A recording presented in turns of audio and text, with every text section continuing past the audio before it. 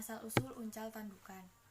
Kacaturkeun mangsa baheula, mangsa dunia masih kene leuweung, masa sasatoan masih silih cumarita sakumaha manusa ayeuna. Dina hiji poe, dina hiji leuweung, kira wanci haneut moyan, sakadang kuda teh nangtung sisi talaga, bari ngeunteung kana cai. Bari ngeunteung kana cai teh, manehanana ngomong sorangan. Bener gagah, kasep urang teh. Awak lampayat, suku rakengkek, tanduk rangekek jeung sareukeut deui. Moal aya sato sajen nu ginding kawas kuring.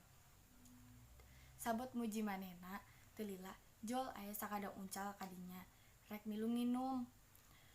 Tuluy we sakadang kuda teh haok bae ka sakadang uncal ambek.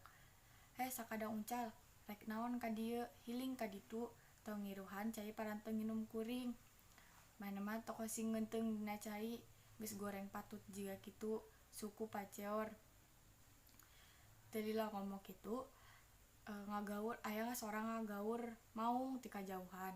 Tuluy we sakadang kuda jeung uncal teh ting barete kalumpatan. Sakadang kuda teh miheulaan sakadang uncal.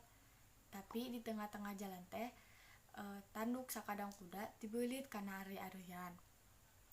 Ku sakadang kuda teh rek dilepaskeun eta ari-arian teh ku cara digibrikeun eta tanduk teh. Tapi nu aya kalabeuki kuat eta ari-arian teh ngabeulit dina tanduk. Teu lila jol sakadang uncal kadinya. Sakadang kuda teh mentan tulung ka sakadang uncal. Sakadang uncal, ieu tulungan kuring ti kait kana ari-arian. Sakadang uncal teh karunyaeun, ditolongan we ku sakadang uncal. Ku cara digegelan eta ari-arian teh nepikeun ka beak.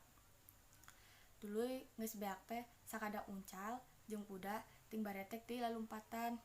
Tuluy nyarumput. Dina tempat nyumput teh eta sakadang kuda ngomong ka sakadang uncal, "Nuhun nya sakadang uncal, geus mantuan kuring. Mun kuring teu dibantuan ku uncal, kuring geus beak dihakan ku eta maung. Yeuh, jang gantina pek pake ieu tanduk kuring. Sok pake sacara turun-temurun." Tuluy sakadang kuda teh ninggalkeun eta sakadang uncal teh. Bari ngomong, "Hatur nuhun nya uncal tos nulungan kuring.